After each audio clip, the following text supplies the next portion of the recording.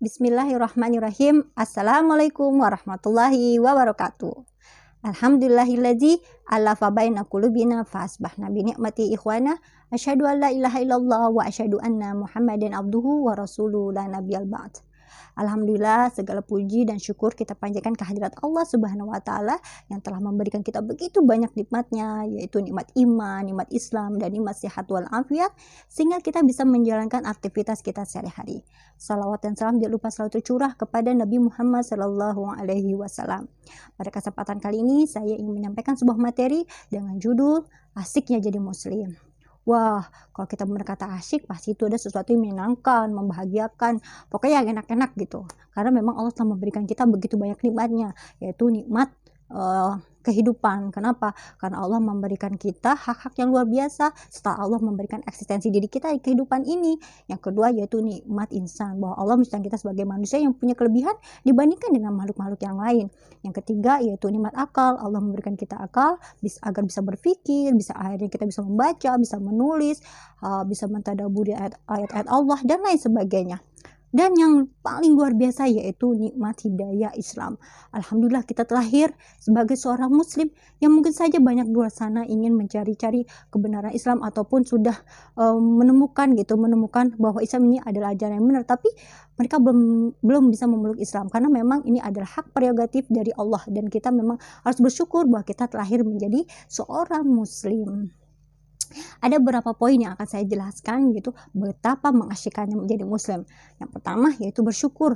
Wah, jelas banget ya, seperti saya utarakan tadi bahwa kita haruslah bersyukur terhadap segala kondisi yang telah Allah berikan kepada kita. Gampang banget, kita bersyukur dapat pahala, pokoknya intinya tentang bersyukur saja gitu. Seperti Allah berfirman di dalam ayat Al-Qur'an, A'udzubillahi minasyaitonirrajim, la in syakartum la azidannakum wa la in kafartum inna azabi lasyadid, ya, bahwa jika kita bersyukur maka Allah akan menambah rizkinya, ya, Allah akan menambah nikmat-nikmatnya, dan jika kita kufur, tunggu aja, sesungguhnya azab Allah itu sangat pedih. Atau dalam surat Luqman ayat 12 Allah berfirman, A'udzubillahi minasyaitonirrajim, wa laqad atayna Luqmanal hikmata an yashkur lillah wa ma yashkur fa inna ma yashkuru li nafsihi wa man kafara fa innallaha ghaniyyun hamid, ya. Telah Allah berikan hikmah kepada Luqman agar bersyukur, ya, tentang bersyukurlah kepada Allah, ya. Barang siapa bersyukur maka sesungguhnya dia telah bersyukur untuk dirinya sendiri, dan jika dia kufur maka sesungguhnya Allah maha kaya lagi maha terpuji. Dan sesungguhnya syukur ini jika kita menginginkannya, yaitu tadi seperti Allah bilang bahwa Allah akan memberikan atau menambahkan nikmat-nikmatnya, ya. Jangan pernah lupa bahwa kita harus melakukan syukur ini, ya. Syukur ini harus kita lakukan dalam setiap kondisi, dalam keadaan susah apalagi gitu, ya. Ya, kita syukuri saja bahwa ini memang dari pemberian Allah. Jadi apapun yang kita dapatkan, ya, bersyukur itu pasti nggak ada ruginya gitu loh, dan itu harus kita pertahankan. Yang kedua itu selalu mendapat perhatian. Wah, ini mungkin kadang menjadi suatu hal yang langka juga, ya, di saat ini, karena banyak orang mencari-cari perhatian, ya, entah perhatian pada lawan jenis dan lain sebagainya gitu. Bagaimana mereka bisa eksis di medsos untuk mencari perhatian misalnya gitu. Dan mungkin tidak semuanya seperti itu, tetapi ada yang melakukan hal itu. Kita sebagai seorang muslim harus tahu bahwa Allah itu akan selalu memperhatikan kita, ya, jika kita mau, ya, meminta kepadanya, memohon kepadanya, ya kan, karena Allah itu selalu menunggu kita sebenarnya gitu. Allah menunggu kita, wahai hambaku. Nah, makanya kalau kita ingin meminta, memohon, minta jalan keluar dan sebagainya, pasti Allah kasih jalan keluar dari semua kesulitan yang kita hadapi, karena memang Allah selalu memperhatikan kita gitu. Tinggal kitanya aja mau enggak gitu loh untuk datang meminta kepada Allah gitu. Dan Allah selalu memberikan perhatian yang sangat luar biasa kepada kita. Kadang kita lupa gitu, kita merasa menjadi orang, aduh kok gak ada yang merhatiin saya, aduh aku merasa sendiri, ya Allah aku kok kayaknya dikacangin melulu dan lain sebagainya. Itu kita kan sering kecewa gitu. Itu kita yakin bahwa Allah itu selalu memperhatikan kita, pokoknya ada Allah aja, bahwa Allah selalu ada untuk kita, selalu ada untuk kita gitu. Jadi jangan pernah khawatir untuk hal tersebut, ya. Yang ketiga yaitu tak mengharapkan balasan manusia. Ini mungkin suatu hal yang mungkin remeh-temeh gitu, karena memang manusia itu sifatnya mengecewakan. Saya yakin teman-teman juga pernah dikecewakan kan, karena memang itu sifatnya manusia. Kalau kita meminta gitu sesuatu, minta tolong, kita tolongin, tapi ketika kita sedang butuh kepada mereka misalnya, tetapi mereka lari gitu, mereka nggak mau, ada aja alasannya, "Aduh maaf saya sibuk, oh maaf saya," dan lain sebagainya. Kadang kita dikecewakan gitu. Tetapi kalau kita hanya berharap kepada Allah, kita tidak akan merasa kecewa ya. Dan mengharap itu ya seperti dalam surat Al-Insyirah, Allah berfirman, "Wa ila rabbika farghab," dan hanya kepada Tuhanmu lah kita berharap. Dan jelas itu ada pengharapan kita tertinggi, dan memang harus berharap karena memang berharapannya kepada Allah, karena memang manusia itu ya itulah banyak mengecewakannya.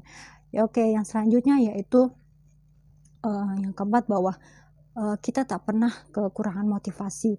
Jelas banget gitu bahwa penyemangat langsung dari langit tertinggi itu adalah Allah Subhanahu wa Ta'ala yang akan menyemangati kita, memotivasi kita dalam segala hal gitu. Jika kita ingin, karena ini butuh banget kita butuh effort untuk bisa melakukan sesuatu, misalnya keberhasilan kita dalam pendidikan, keberhasilan kita dalam berbisnis dan lain sebagainya. Kita butuh motivasi dan kita membutuh orang-orang di sekitar kita.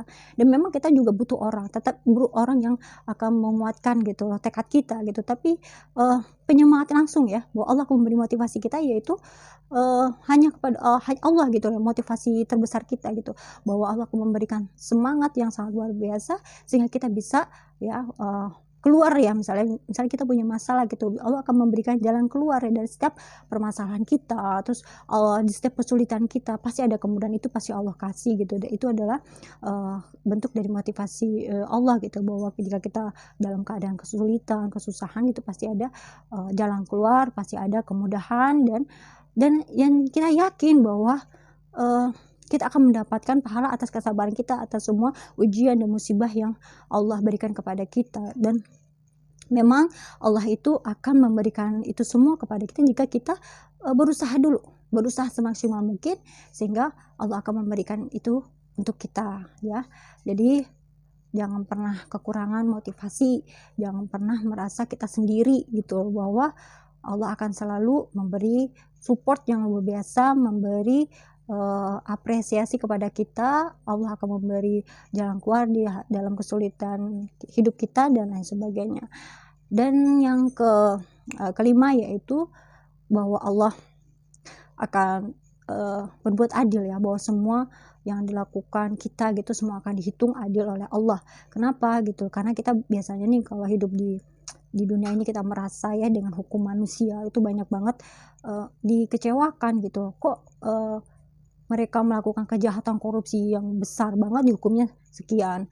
Bahkan ada seorang nenek-nenek yang hanya karena lapar perutnya hanya mencabut singkong saja dihukumnya cukup lama. Kita nggak setimpal banget karena memang itu hukum manusia. Hukum manusia memang seperti itu tidak adil, tetapi hukum Allah itu adalah adil gitu.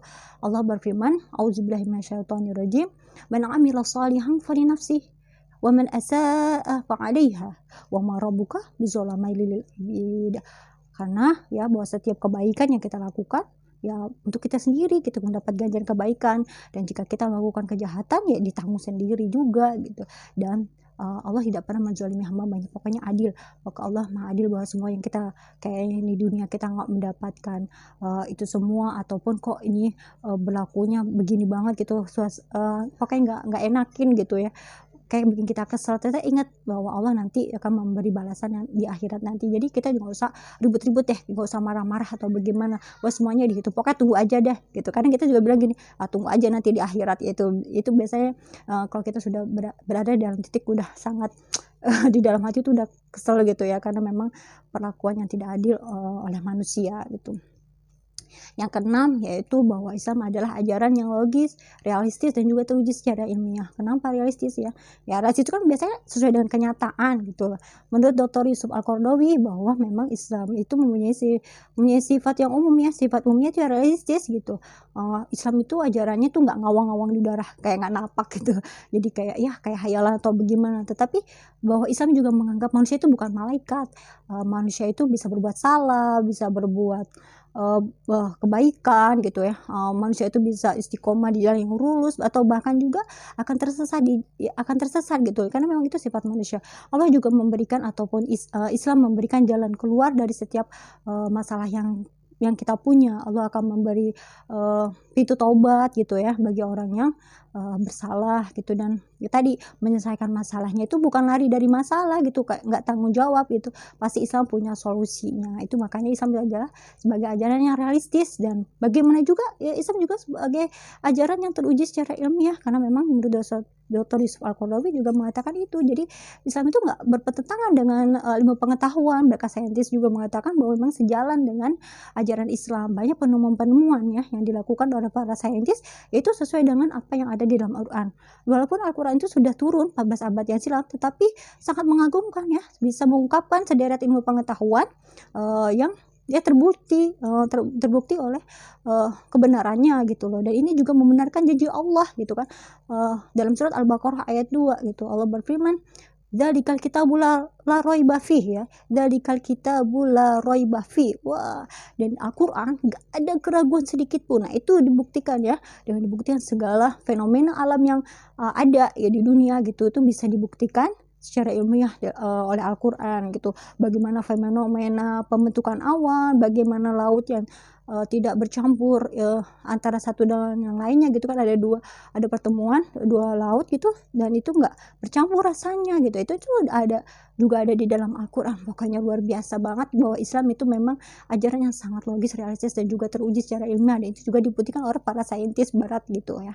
Dan yang ketujuh, belum terakhir, yang ketujuh bahwa Islam bahwa kita tidak akan pernah kekurangan inspirasi. Wah, inspirasi kita yang pertama yaitu Rasulullah Shallallahu Alaihi Wasallam. Jelas banget bahwa Rasul adalah tokoh inspiratif di dunia gitu loh, bahwa kita bisa meneladani segala sifat, akhlak ya kan, yang dilakukan oleh Rasulullah. Mungkin nggak sempurna gitu, tapi kita akan berusaha bagaimana kita bisa mengikuti sunnahnya gitu loh, mengikuti sunnah dari Rasul. Baik juga selain Rasulullah, apalagi mungkin banyak di Al-Quran diceritakan kisah-kisah para nabi, itu bisa menjadikan pelajaran bagi kita, menjadi inspirasi bagi kita ya, para sahabat, para sahabiyah ya, Maryam radhiyallahu anha dan juga Khadijah radhiyallahu anha juga menjadi inspirasi kita gitu sebagai seorang muslimah, bagaimana kita menjadi wanita yang bisa menjaga fitrahnya gitu loh. Jangan sampai kita menjadi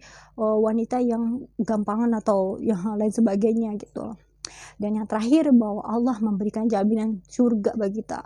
Wah, ini adalah jaminan tertinggi ya, ini adalah cita-cita tertinggi ya, yang kita inginkan gitu. Memang ini adalah yang kita idam-idamkan, bahwa kita menjadi seorang muslim, bahwa kita mungkin nggak dapatkan kenikmatan di dunia gitu, karena memang Allah memberikan kita kenikmatan materi yang nggak mungkin sedikit gitu loh, yang tidak sebanding dengan orang-orang yang mungkin kita menganggap, wah dia tuh kok dapat nikmatnya banyak banget ya, padahal dia tuh jarang sholat misalnya gitu ya. Mungkin aja itu adalah istidraj, Allah memberikan, udahlah Allah ulur aja semua kenikmatan dunia, karena memang gak ada apa-apanya gitu. Bahwa kita tunggu aja bahwa kenikmatan di akhirat itu adalah kenikmatan yang kekal, yang luar biasa, yang banyak banget, yang ya pokoknya gak ada yang tidak pernah terpikirkan oleh kita gitu. Jadi jangan pernah khawatir atau iri, dengki, hasad kepada orang-orang yang mendapatkan kenikmatan dunia ya. Itu nggak ada apa-apanya dengan kenikmatan di akhirat. Yang jelas bahwa kita haruslah melakukan amal soleh, berbuat kebaikan, ketaatan, dan semua yang kita lakukan itu ya tadi,